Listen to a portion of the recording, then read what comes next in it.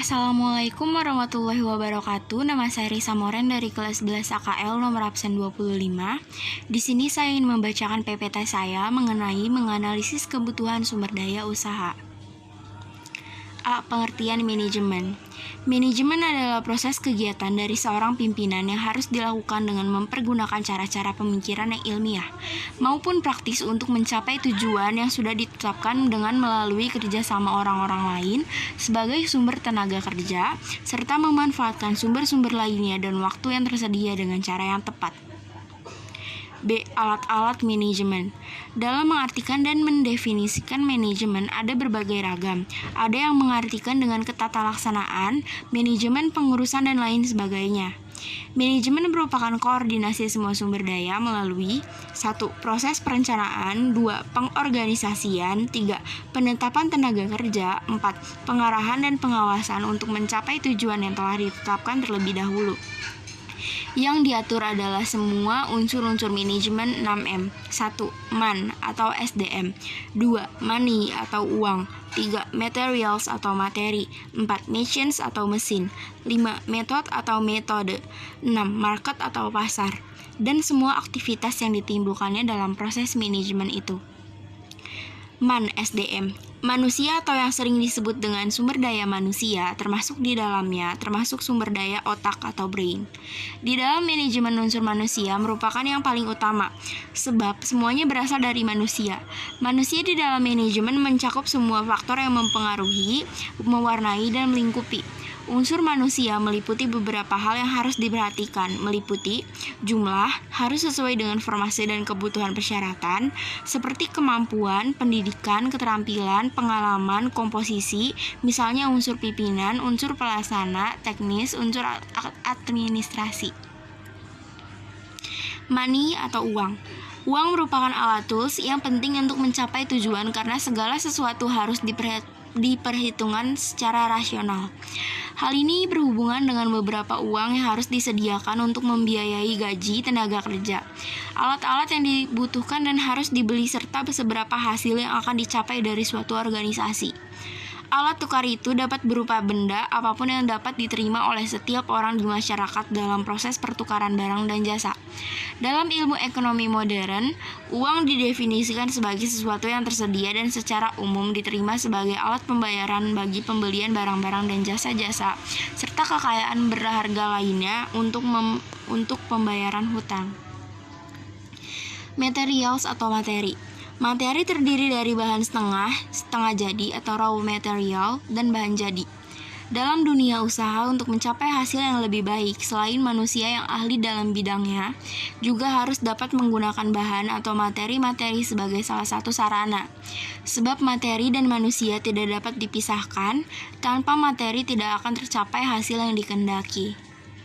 Machines atau mesin.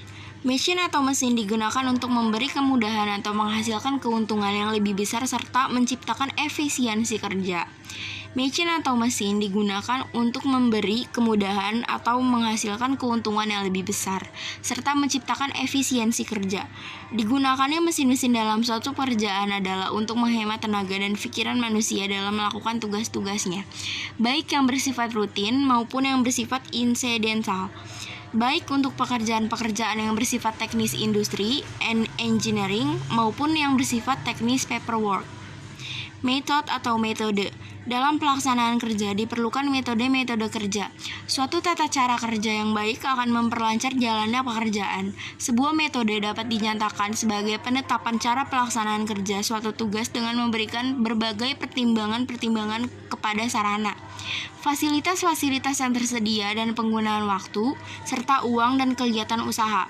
Perlu diingat, meskipun metode baik, sedangkan orang yang melaksanakannya tidak mengerti atau tidak mempunyai pengalaman, maka hasilnya tidak akan memuaskan. Dengan demikian, peranan utama dalam manajemen tetap manusianya sendiri. Market atau pasar. Pasar atau market merupakan faktor yang selalu berubah-ubah sesuai permintaan pasar dan bukan merupakan kebijakan dari manajemen. Demikian pula dengan metode atau tata kerja yang merupakan pola cara-cara bagaimana kegiatan dan kerjasama tersebut harus dilaksanakan, sehingga tujuan dari organisasi dapat tercapai secara efektif dan efisien. Maka dapat disimpulkan bahwa metode hanyalah cara yang dipergunakan, sedangkan market adalah wahana untuk memperluas sarana dari kegiatan tersebut. Pengertian pemasaran dalam pasar. Pengertian pemasaran sangat luas karena meliputi semua tahap aktivitas dunia usaha dalam memenuhi kebutuhan konsumen terhadap barang dan jasa dengan memberikan kepuasan kepada kedua belah pihak. Menurut Kotler dan Keller yang dialih bahasakan oleh Benjamin Molan, yaitu marketing adalah suatu proses sosial dan manajerial yang di dalamnya individu dan kelompok orang memperoleh apa yang mereka butuhkan dan inginkan dengan menciptakan, menawarkan, dan secara bebas mempertukarkan produk yang bernilai dengan pihak lain. Pernyataan di atas berbeda dengan Michel yang dikutip oleh Bukhari Alma, menitik beratkan kegiatan membeli dan menjual. Marketing adalah kegiatan membeli dan menjual, dan termasuk di dalamnya kegiatan menyalurkan barang atau jasa antara produsen ke konsumen, dan terdiri dari kegiatan-kegiatan penciptaan, kegunaan tempat, waktu, dan kepemilikan. Pernyataan Michel diperkuat oleh Fajar Aksana yang berpendapat pemasaran adalah segala kegiatan yang menawarkan suatu produk untuk memenuhi kebutuhan dan keinginan konsumen. Pengertian bauran pemasaran. Menurut Kotler dan Keller yang dialih bahasakan oleh Benjamin Molan adalah sebagai berikut. Bauran pemasaran atau marketing mix adalah seperangkat alat yang digunakan perusahaan untuk terus-menerus mencapai tujuannya di pasar sasarannya. Menurut Rambat, Lupiwadi, dan A. Hamdani yang mendefinisikan bauran pemasaran adalah sebagai berikut. Bauran pemasaran atau marketing mix adalah alat bagi pemasar yang terdiri atas berbagai unsur suatu program memasarkan yang perlu dipertimbangkan agar implementasi strategi dan positioning yang diterapkan dapat berjalan dengan sukses. Berdasarkan beberapa definisi di atas, bahwa bauran pemasaran atau marketing mix adalah kombinasi dari 4 kegiatan dalam mencapai tujuan memasarkannya pada pasar sasarannya. Menurut MC Carty dan dalam Kotler dan Keller yang dialih bahasakan oleh Benjamin Molan, lebih jauh di bawah ini dapat dijelaskan mengenai klasifikasi alat-alat pemasaran menjadi 4 kelompok yang disebut juga dengan 4P, yaitu produk atau product, harga atau price, tempat atau place, dan promosi atau promotion. 1. Produk. Produk merupakan segala sesuatu yang ditawarkan ke suatu pasar untuk memenuhi kebutuhan atau keinginan. Produk yang ditawarkan meliputi barang fisik, jasa, kegiatan, pengalaman, orang, tempat, organisasi, dan ide. Jadi produk yang berupa manfaat tangible langsung maupun intangible atau tidak langsung yang dapat memuaskan pelanggan. 2. Harga atau price. Strategi penentuan harga atau pricing sangat signifikan dalam pemberian nilai kepada konsumen dan mempengaruhi citra produk serta keputusan konsumen untuk membeli. Penentuan harga juga berhubungan dengan pendapatan dan turut memengaruhi penawaran atau saluran pemasaran.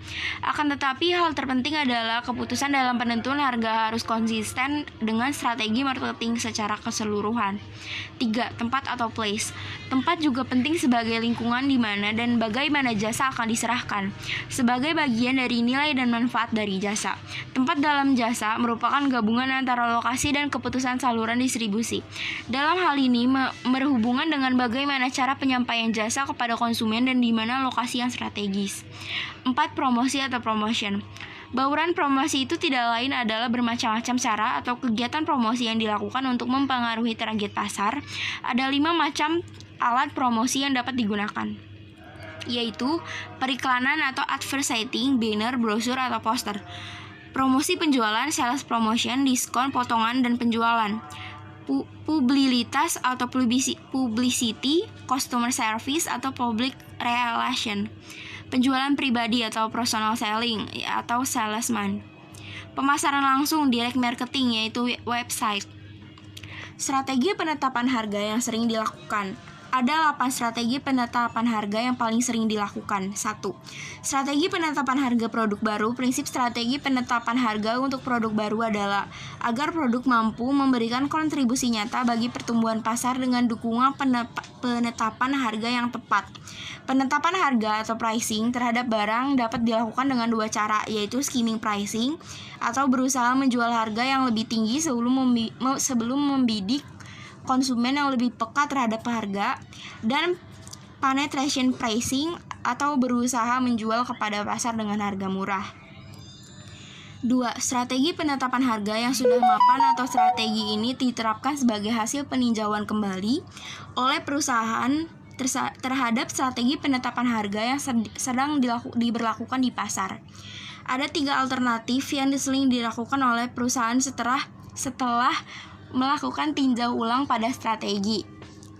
3. Strategi fleksibilitas harga. Harga perlu ditetapkan fleksibel bila pemasaran produk memerlukan penyesuaian karakteristik lokasinya. Perusahaan atau koperasi dalam strategi ini berhadapan dengan pemilihan strategi harga, yaitu strategi harga tunggal dan strategi penetapan harga fleksibel. Strategi atau harga. Dengan strategi satu harga, pada prinsipnya koperasi atau perusahaan menghendaki penurunan pada biaya penjualan atau biaya administrasi, margin keuntungan yang konstan, citra pelanggan, dan pertumbuhan pasar yang stabil. Strategi fleksibel. Sesuai dengan namanya, strategi ini bertujuan memberikan fleksibilitas harga dengan jalan memungkinkan setiap penyesuaian harga baik yang lebih tinggi atau yang lebih rendah dari harga saat ini, guna meraih keuntungan jangka panjang. 4. Strategi penetapan harga lini produk.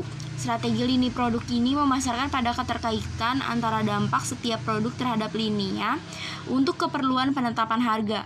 Tujuan strategi lini produk adalah memanfaatkan keseluruhan lini produk untuk memaksimalkan laba. Strategi leasing. Leasing merupakan suatu kontrak persetujuan antara pemilik aktiva dan pihak kedua yang memanfaatkan aktiva tersebut untuk jangka waktu tertentu dengan return tertentu. Tujuan dari strategi leasing adalah meningkatkan pertumbuhan pasar dengan cara menarik pelanggan yang tidak mampu membeli sekaligus merealisasikan laba jangka panjang yang lebih besar untuk meningkatkan arus kas agar memperoleh aliran laba yang stabil, menghindari kerugian pada perusahaan atau koperasi akibat teknologi yang telah usang. 6. Strategi bundling pricing. Strategi ini sering disebut juga sebagai strategi puncak gunung es. Pelaksanaannya dengan melakukan pembatasan harga untuk menutupi bermacam fungsi dan jasa. Banyak yang diharapkan dari strategi ini, antara lain aktiva dijaga dalam kondisi sedemikian rupa hingga dapat dijual kembali atau dileasingkan kembali. Strategi kepemimpinan harga. Strategi ini dilakukan dengan tujuan agar perusahaan-perusahaan atau koperasi lain yang terkait dengan perusahaan pemimpinan dapat dikendalikan oleh penetapan harga yang dilakukan oleh perusahaan atau market leader. 8. Strategi penetapan harga untuk membentuk pangsa pasar yang semakin besar atau pengalaman yang semakin banyak mengarah pada biaya yang semakin rendah. Oleh sebab itu, koperasi atau perusahaan baru perlu mengupayakan agar produk-produknya sedini mungkin mampu meraih pangsa pasar yang besar, sehingga apabila perusahaan ingin melakukan strategi penetapan harga untuk membentuk pangsa pasar. 3. Placement atau jalur distribusi. Jalur distribusi adalah orang atau badan usaha yang berusaha beroperasi di antara produsen dan konsumen. Ada 3 aspek yang berkaitan dengan keputusan-keputusan tentang distribusi, yaitu sistem transportasi, sistem penyimpanan, dan sistem pemilihan jalur distribusi. Sekian dari saya. Wassalamualaikum warahmatullahi wabarakatuh.